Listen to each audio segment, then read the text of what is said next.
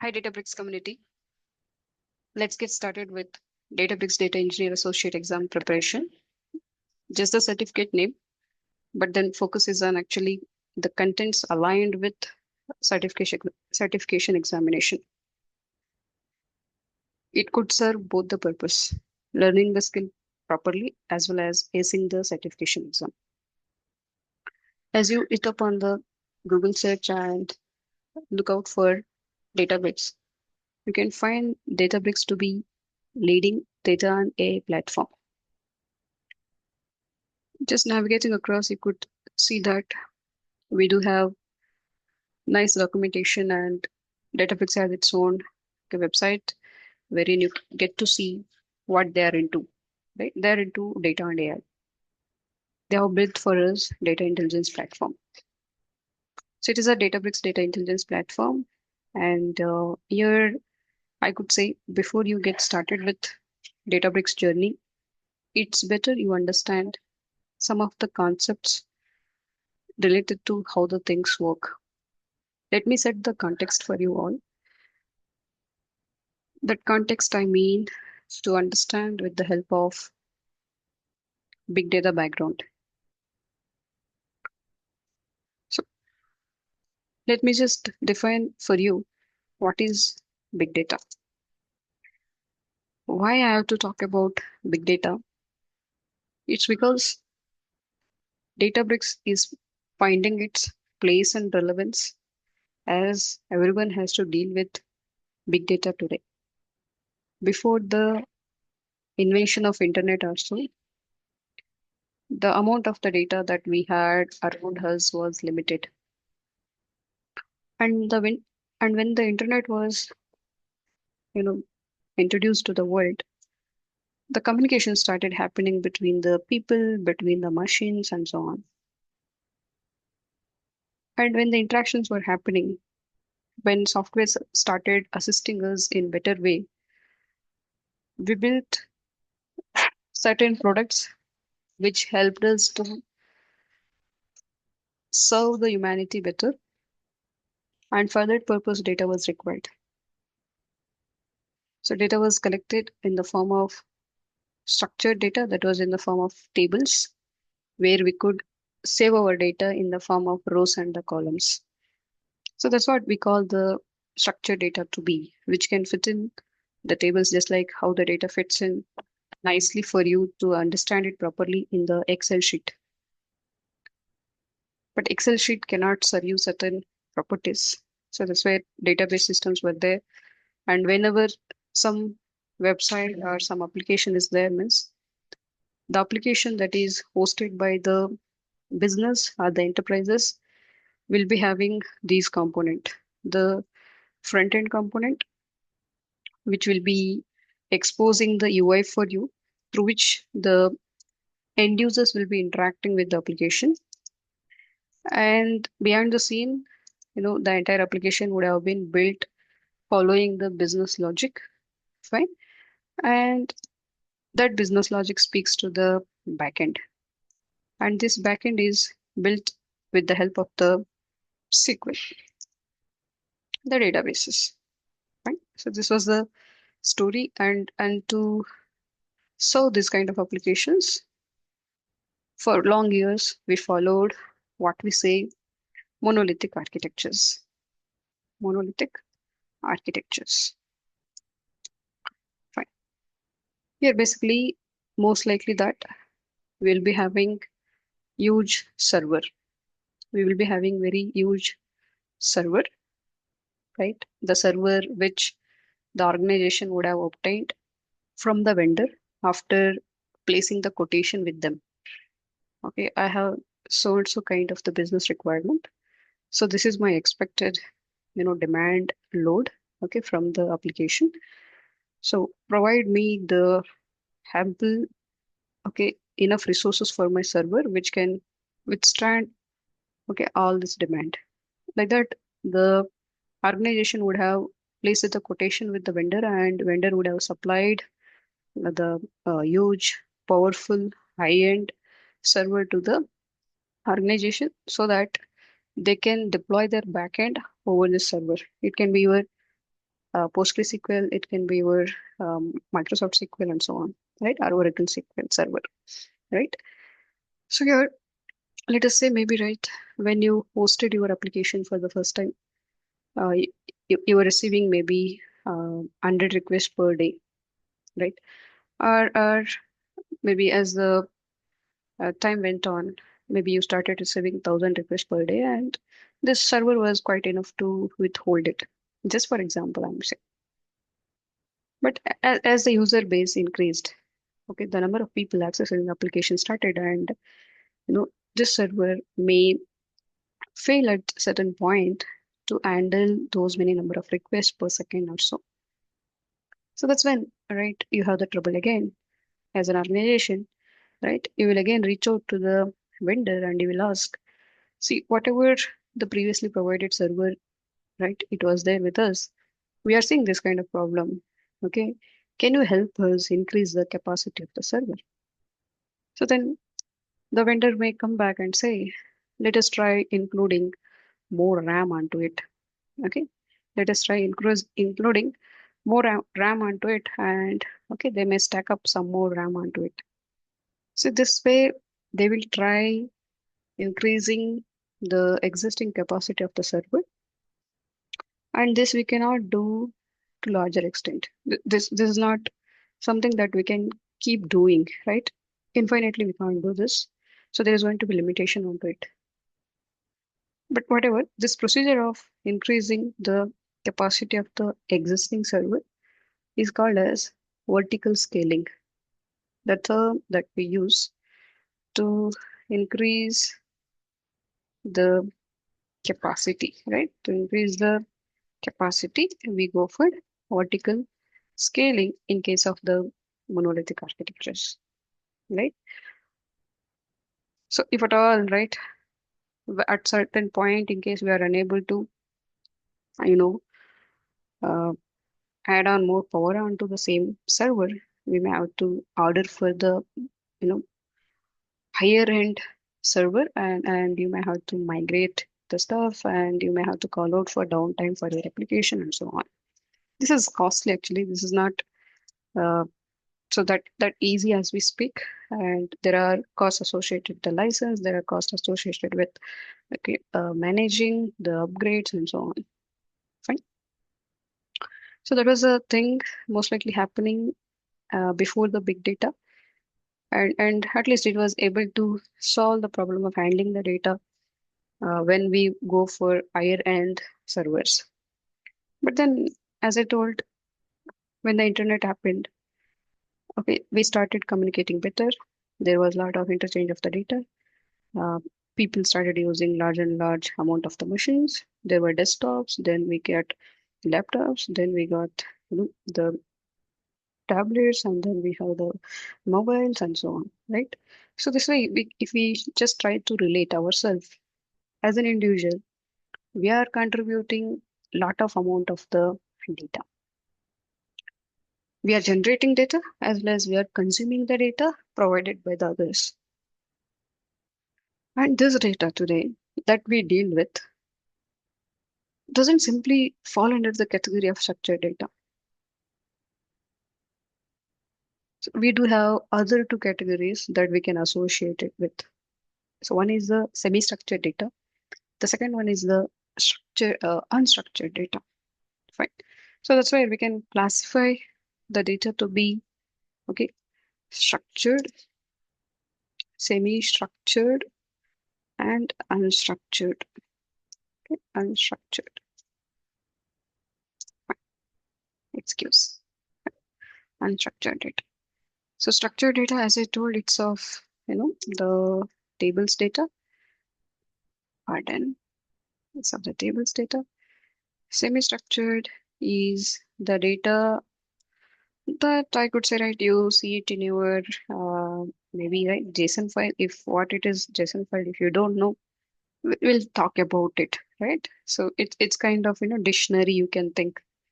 Okay, in the dictionary you find a word and the meaning of it. Something similar to that. There is a JSON, and there is one more file format called XML, right? So those are the examples for the semi-structured data. Then we have one more, that is the unstructured data. Under this category, we get the images, the audio, the video files, and your PDFs. Because when you take a look at the PDF, they may have the text there, they may have the images embedded there, and so on, right? And imagine the kind of reviews we are writing over the maybe right e-commerce sites, and imagine the kind of post we put it across the social media and so on, right? So all these are something that are composed of text, video, audio, right? And so on. All that falls under the category of unstructured data. So now your high-end traditional SQL server cannot deal with these things properly. So that's why we need solution for storing of this data as well as processing of this data. And that solution should be cost effective. So with respect to storage as well as with respect to processing, the traditional architecture, whatever we have in place, the monolithic architectures, they simply fail. So they're not going to be giving you the optimal solutions. So that's where big data happened. Okay, big data technologies came into the light around the year 2008. With the big data, we saw different paradigm of architecture. That's nothing but instead of having the monolithic centralized architectures, okay, we went on for utilizing the distributed architectures, right? We got up the concept of distributed architectures. So in the distributed architectures, what actually happens? In the distributed architectures, instead of relying on the single server, we go about utilizing multiple machines, right? So just imagine them to be the multiple machines that are there around for us, right? And they're connected, okay? They speak certain framework language and they know what they are up to, right? How they are configured and what their final goal is, right? It is defined in the form of the framework or the software deployed on that cluster of the nodes. This is called a cluster. Here, each of the machine we can simply refer to as node because as if it is looking like a graph and graph is made up of the nodes. So node 1, node 2, node 3, node 4, right? So that way, this is a cluster of, I could say, right, 4 nodes. There are different, approaches we follow while we connect these machines. Widely followed approaches are the widely followed approaches are the master slave architecture, and second one is the peer-to-peer architecture. The example that I have shown here, we can consider it to be the master slave architecture. So I can designate this to be master. This is my slave 1, this is my slave 2, and this is going to be my slave 3. Fine. So to associate closely with how the things may happen in the corporate world, you can imagine this master to be the team lead, right? And these to be the, I could say, the members, team members, right? Member 1, member 2, and all, right? So as a team lead will be the one who is leading the whole of the team. He gets to assign tasks to the members, he coordinates with them, and he will ensure that they're actually working on them. If they have some trouble, they will, the team lead will assist them and so on, right? So similar kind of thing, will happen in these organized clusters. Master is the one who is going to get the work request from the client, from us, from the, for example, I'm writing some program. I will be submitting that program to this master. So master is going to take a look at it and then he's going to assign the task to the slave nodes. So this is basically the concept here, right? So this is about majorly we are speaking of, I could say, right, processing of the data, right? Similar concept goes on to storing of the data as well, right? So client will be submitting the request to store a particular set of the data, So master will identify the servers, identify the slaves on which the data can be saved. But this is a distributed architecture. So if at all you are submitting very huge chunk of the data here, okay, this is supposed to be distributed among the nodes that are available. So this whole chunk of the data, whole lot of the data that is there for you will be broken down into, let us say, three chunks. And these chunks, most likely we call them to be blocks, right? Some frameworks call them to be blocks, and some other frameworks call them to be partitions, right? And yet another, somewhere we find them to be referred as shards. So for example, in MongoDB, right? Fine. Do not worry if you come across any new term. Eventually, right, all these will be covered for you. So no worries. Fine. So block one, block two, block three, like this, the whole lot of the data is broken down now. So after that is being broken, again, master will guide the client. Okay, you can store block one with the slave one. You can store your block two with slave two. Block three, you can save it here like that. Okay, instructions will be given by the master to the client, and the client, you will initiate the write request onto these slave nodes, and data will be stored there. So what is the conclusion here? At the end of the day, in this cluster, these slaves are the workhorses. They are actually responsible for holding the data in the form of blocks. And the moment the user or the client is submitting some data processing task onto the cluster, it's again these slaves which are going to act upon the data, process the data. So they are the workhorses. Right? So this is a main concept that is required for you to understand before you pick up on your Databricks, because even your Databricks does this. So whatever kind of data processing you are aiming to do with your Databricks, it does this stuff. It is going to distribute the task across a number of nodes. So that's the reason this is important for you. Now, as I told, in this cluster, we found both solution. The storage aspect as well as the processing aspect. Both are solved. See, storage wise, I told, right, the whole lot of the data is chunked like this and it is being stored across. Fine. Just allow me a minute. Okay, let us maybe remove all this, right? And given that now we have the data here, let us maybe talk about how the processing is done. This is a master slave architecture, right? So let us talk about how the processing is done on top of this data. A client is going to submit that data processing task to the master, and master is going to break down this whatever program submitted to the master into what we call as tasks. Again, this is nothing but a kind of program, right? The sub program, and the sub program is shipped to the slave nodes, right? And slave nodes are going to process the data according to whatever program statements you would have written in your application, right? So that way they are going to act. So to understand this better, let us take one example. Okay, let us take one example. So here is an example for you. I'm considering very simple one so that everyone can understand. I hope it helps. Here, let us say we are organizing one event, right?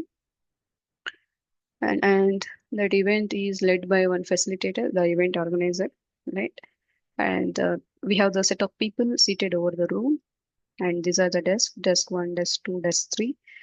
And per desk, let us say there are two chairs available. So that's where you have person one, person two seated here, person three and person four seated here, person five and person six seated here.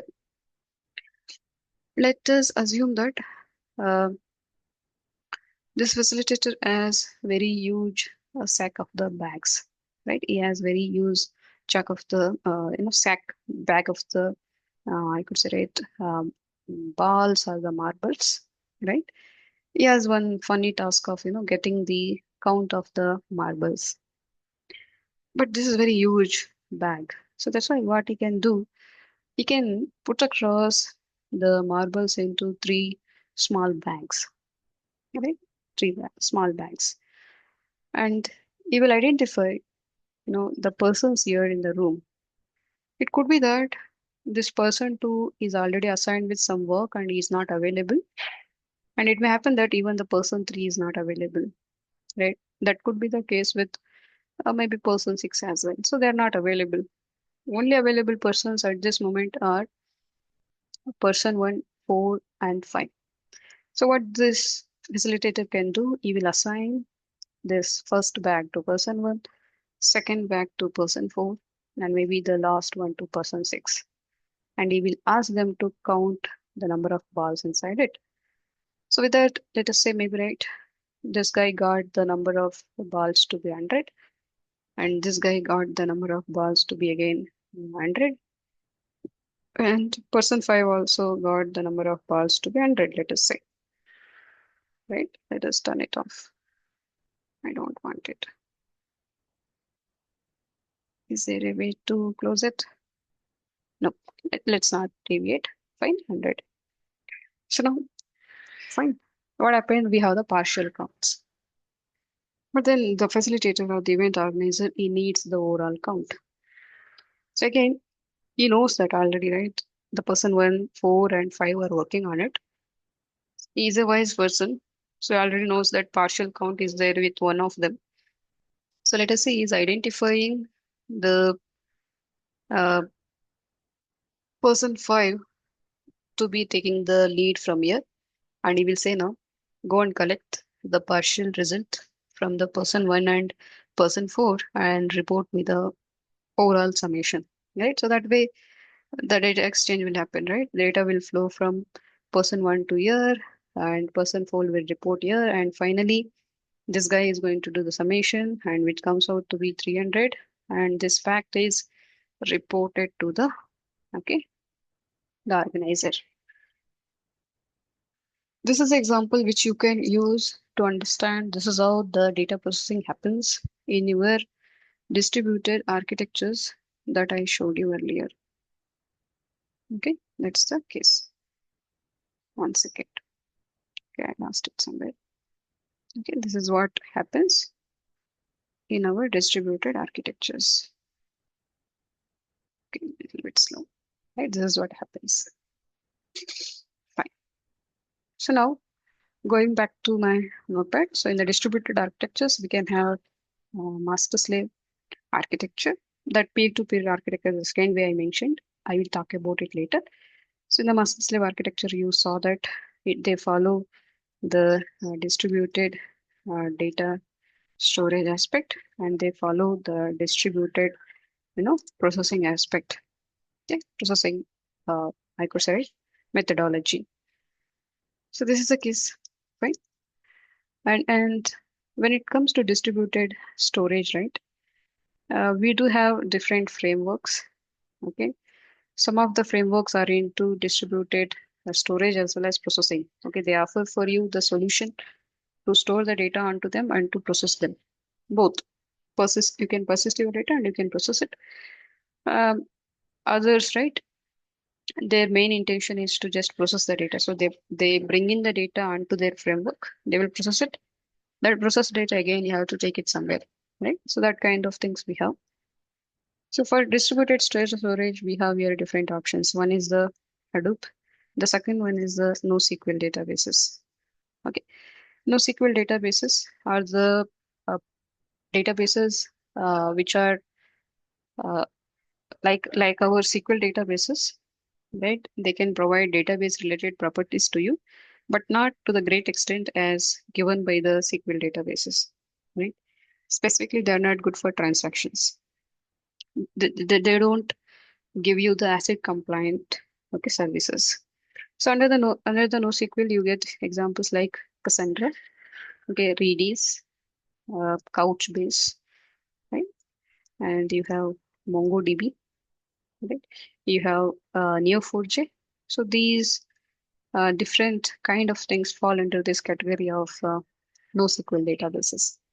Our focus is not on to discuss about NoSQL databases, but you should understand that when we are talking about the big data, they are there, the other world, okay, providing us good databases for OLAP applications, online analytical processing. That aspect you have to understand. Our focus is on to other things, okay, which can give us distributed storage and distributed processing. And one of the uh, earlier solution that we got onto was the Hadoop, which happened around the year 2008, right? So one of the pioneer solution was the Hadoop. Hadoop is the framework, open source framework. One of the good thing about big data technologies is they are open source. They are readily available uh, for every developer to pick them up and do some POC and explore things around them, right? And so on. Fine. So Hadoop was such kind of technology, open source one, no cost associated with it. You just have to have the normal machine and you can install Hadoop on top of it. So it is a framework written in Java and it gives you a way to store the data as well as process the data. So whatever big data technologies we speak about, okay, they are distributed solutions, right? So they are deployed over group of the nodes, which is called as a cluster. Fine. So what Hadoop did, as I explained here in this form, right, it will be having the cluster, and on that cluster, data will be stored in the form of the blocks. So for that, they will be running behind the scene certain Java processes, and basically they are trying to provide us a distributed file system. The file system that you have in your local machine is not distributed. It is just there on your machine, right? All of the data exists on your machine. But imagine maybe one more laptop being there, right? Half of the file content in your first laptop and half of the file content in the second laptop. That forms your distributed file system. But there should be some mechanism to tell you that, okay, so and so lines of the text belongs to file one from the laptop one, right? And so and so lines of the text from laptop to belong to the same file. So that's why we need some logic and we need some process. So that's nothing but Hadoop distributed file system, which is backed up by certain Java processes behind the scene. Let's not talk about them, not required here, but you have to understand that. So HDFS stores the data in the form of the blocks, right? And these clusters are built on top of the normal machines. Maybe the machine with 8 GB RAM, right? 8 GB RAM and 4 CPU cores. They would serve the purpose, right? So that way the Hadoop can be installed over the machines with the common configuration. Fine. Because of this nature, these distributed clusters are prone to failures. So even though the nodes are failing, they should have some mechanism of not losing the data. So that's where they replicate the data, right? So instead of storing the block one as it is as a single copy, they are going to have multiple copies. Okay, B1 dash and B1 double dash, the first copy and second copy. So like that at the block level, they are going to maintain the copies of the data. And this is decided by what we call as replication factor. How many blocks of the data you would like to keep. Fine. So that way, if at all some node is crashing also, we can actually recover the data from those backup copies. So that's the case. And as I told, it gives us storage as well as processing, right? The solution is in the form of one more component of the Hadoop, which is called as the map reduce. Map reduce. This is the case. So map reduce is about, I could say, right, uh, some programming that you have to do using purely Java, right? So Java expertise is required here, right? Why we need it? You have to write these programs so that you can process the data that you have stored in your HDFS in the form of the blocks, right? So that's where you need them. So you have to write your Java programs. Pardon, it is program I could say, right? You have to write Java program and you should be good expert in the Java program to design these map reduce programs. To tell it in a very simple way, uh, because most likely all of you are familiar with the SQL concepts and all. If a table is there, to process the data from that table, to query the data in the table, you'll be writing some sort of maybe right select call one, call two, call three, right from table X, right? From table X, group by maybe right, column Y, right? Where you can say column X equals to so and so value, and like this you go on about writing the statement, and finally right here maybe right you want to do some aggregation, you will do it as well, right? Maybe some total price or something, you will do it, right? So similar sort of thing we should be able to do against the data present in the HDFS, right? So map and reduce are trying to put across this problem, right? So your mapper is something like, selecting. You are going to pick the fields or attributes of your interest. If those attributes are not in the right form, you will try to bring the right form out of the data that is existing to you. So that all comes under the mapper phase of the MapReduce program. Once your data is in right form, then you go about reducing that data.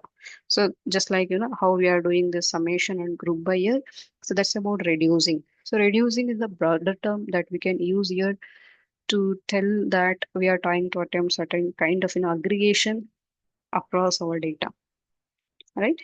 So this logic we have to write in the form of the Java program, and as I told, it is painful for most of us, right? So that's the case.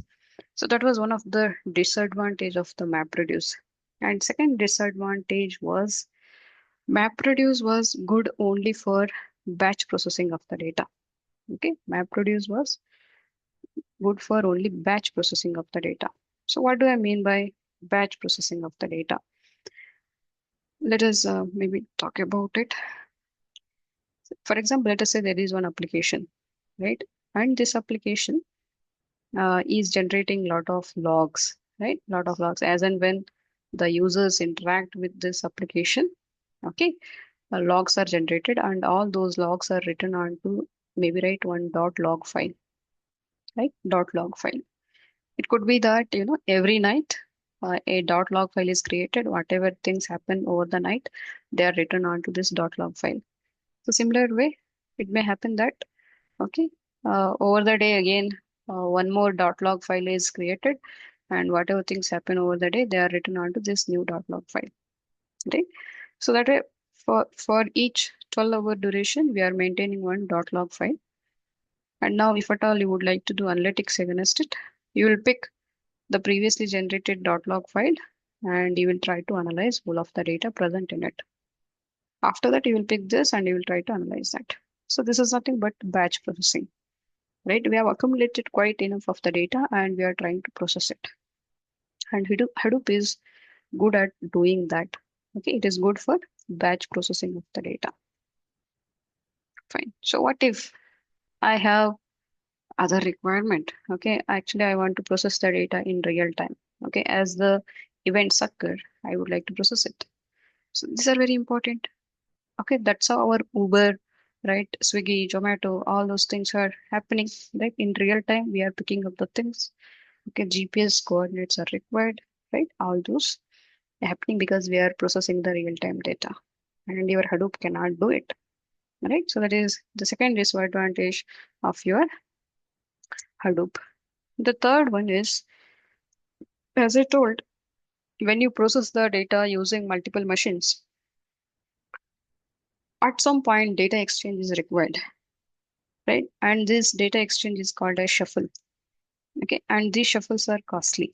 Okay, they are going to face the network bottlenecks. Okay, and so on. Right, they are costly for you. And as the Hadoop processes the data, it writes the intermediate result onto the disk. And disk IO operations are very slow. Right, because of this, we could say right in general, the MapReduce programs operate very slow. Right, they don't do any in-memory kind of processing. They do disk-based operations. That's why they are slow. So that's one, right? So there was a need for alternate solutions. Okay. One alternate solution is at least, right, we have to get rid of this Java dependency. Second is we have to get rid of this only batch data being processed. Third, we have to get rid of the slowness of the Hadoop. Among them, to get rid of dependency on the Java, the solution we got was Hive. Yet another, the open source framework uh, introduced by Facebook, the now Meta, right? So this is the case. Hive came and this Hive gave Hive query language so that developers can speak to the data present in the HDFS, okay, in the form of your select statements.